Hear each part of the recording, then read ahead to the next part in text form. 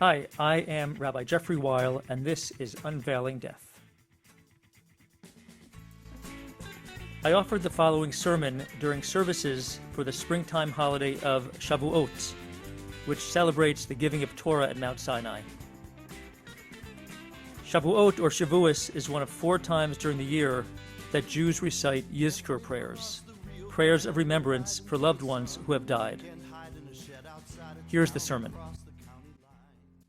King David died on Shavuot, most likely because he was devoted to the study of Torah, to which we recommit ourselves on this holiday. Even after his death, the Bible repeatedly refers to King David. And I often wonder if his son and successor, Solomon, ever felt discouraged to hear constantly about how great and beloved his father was. If he did, Solomon's insecurity would be understandable, for Solomon did not possess David's personal and political bona fides. For instance, David rose from humble circumstances. Solomon was born a prince. David was handsome and charismatic. Solomon is never described this way. David slew Goliath. He was a warrior. Solomon wielded neither slingshot nor sword. And David's talents in war, in poetry, and music were innate. Solomon's great talent, his wisdom, was not innate. He asked God for wisdom, and God obliged. One can argue that Solomon did exceed his father in one way, in sin. For sure, David sinned, and it was grievous, forcing Bathsheba into adultery and ordering that her husband Uriah be sent to the front lines to be killed. But Solomon had a staggering 1,000 foreign wives and concubines, and he permitted them to erect pagan worship sites in the Holy Land. And eventually, Solomon bowed down before those idols. That was Solomon's grievous sin. But we must also recall, Solomon was much more than all of that. He was more than his insecurity. He was more than his sins. He did manage to escape from his father's daunting shadow, and he proved himself to be a worthy sovereign. He used his wisdom for justice and on behalf of his people, famously, as we know, determining the true mother among 2 women who claimed the same baby.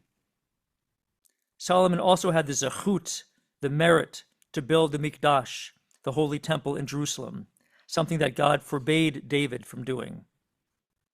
So we ought to see the entirety, flaws, and merits of both of these kings, of David the poet and Solomon the judge, of David the general and Solomon the builder. We tend sometimes to focus on their negative aspects.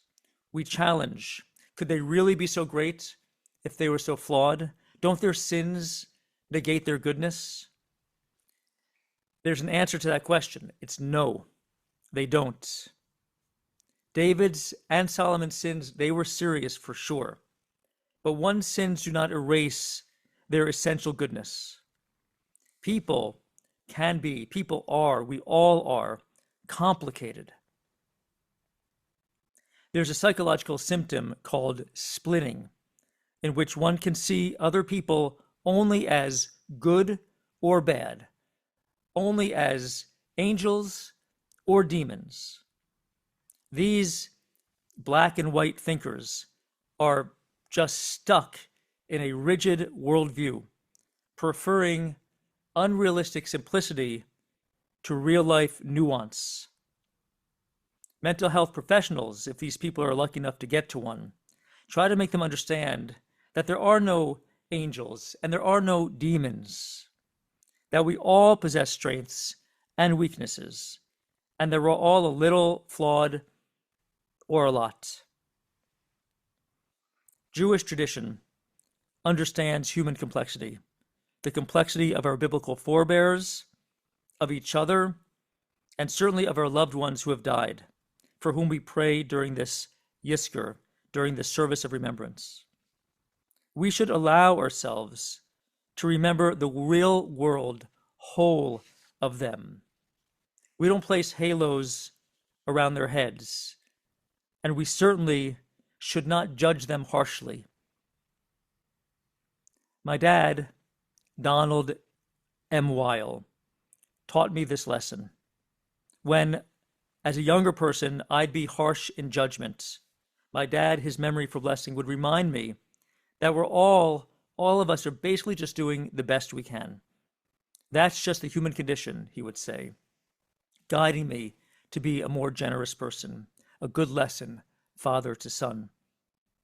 We learn this lesson as well in Ethics of the Fathers, in Pirkei Avot, which counsels us to judge everyone b'chaf zechut, with the cup of merit, in other words, generously and favorably, and that v'hakol lefi rov ha'maaseh, that we should judge everyone according to the preponderance of their deeds, not based on a single sin or sins, but according to the overall weight of their actions.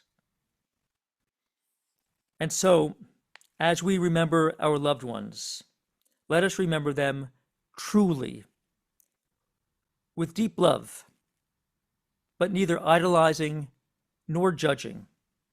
For, like David, like Solomon, like you, like me, our loved ones who have died did the best they could do amid complex situations with their complicated personalities in this messy world.